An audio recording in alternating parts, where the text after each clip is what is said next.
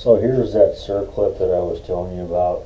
It's buried in there, and there's a notch in the circlip where you could stick your screwdriver in there and then pry it out.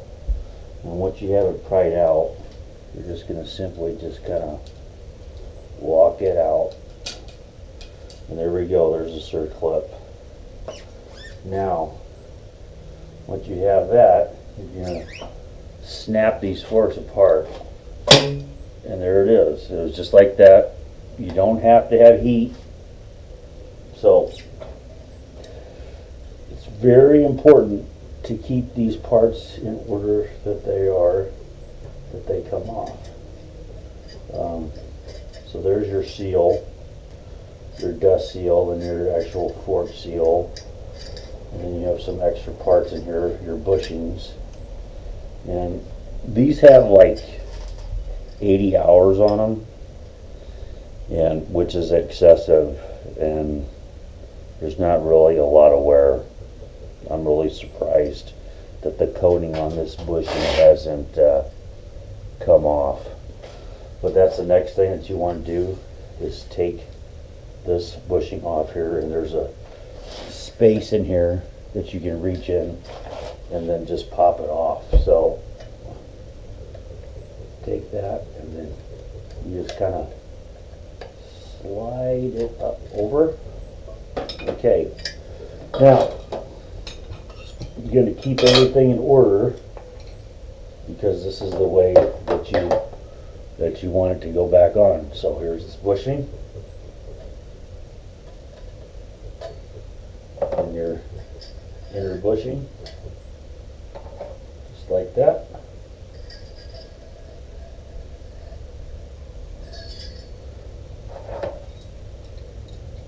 So just like this, as it comes off, take everything off, just like so.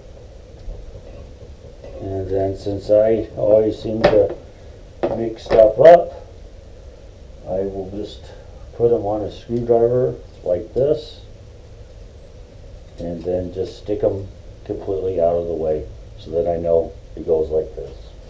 So that's that.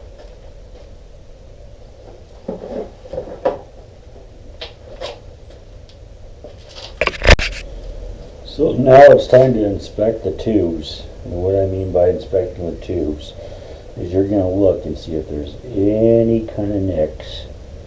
If there was a rock that hit them, or something scratched them, because this part is in the inside. You can see where it's divided, and this is the part that it rides up and down on your seals, the smooth side. And there is no major, or there's no scratches.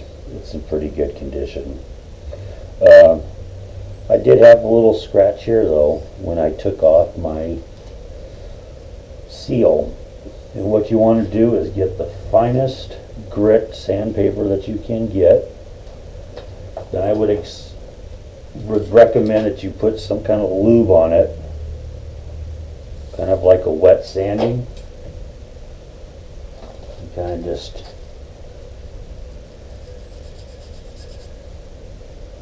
take out the rough spot, and that's all you do. So these are really good condition, and I've got a solvent that I'm spraying here to clean fork tubes. So clean everything nice and clean, and wipe it down. And then we'll go from there for the next part.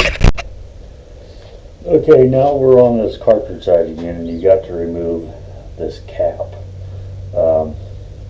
So you're heating it up. You got to heat up this because it's Loctite in. We're just gonna lock this in here.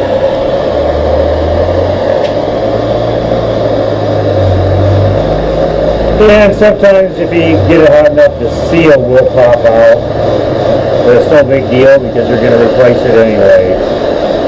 That's what we're doing. We're replacing everything. So we're going to get it hot, hot, hot, hot, hot, hot. If you do not have a special V-fork vise that sits around the tube, what you do is just take your tool here and then you begin to unloosen this cap. But you are going to need heat to do it. So I'm going to put it back in my jaws, soft jaws here, and we're going to take it off.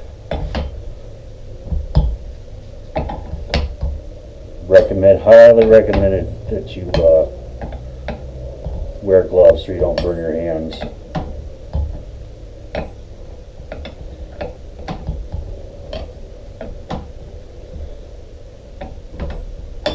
And it's coming out.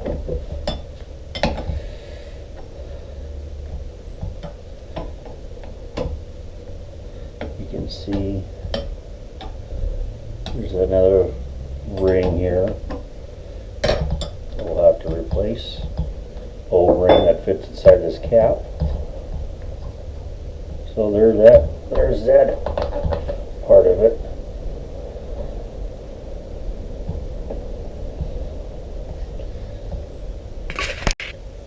Okay, so now that you got this heated up, you're going to find out that some of the plastic sealing or bushings or whatever you want to call them inside here are kind of melted. You know, you're going to replace all this stuff, so you're not going to need the heat, but you're going to have to replace all this stuff. So you don't have to take off this cap. In fact, I probably didn't even have to take out my Schrader valve and my bleeding valve. But now you're going to take this in your soft vise and you're just going to pull it out. And there's the tube. There's nothing else left in there. And here is the dampening rod.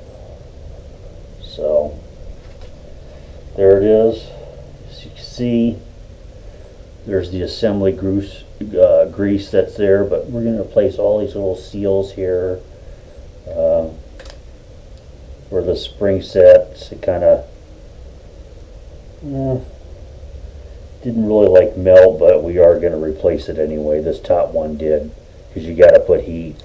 And there's also a seal right here that seals the dampening rod, but that melted, and you're going to have that because you got to throw heat on this because it's fine thread and it's got Loctite on it. So that's it for now. With this, we are going to simply stick this back in here. You can see where it seals, and so we don't lose this part, we're just going to put the cap back on it and call it good for now. Now we're going to work on the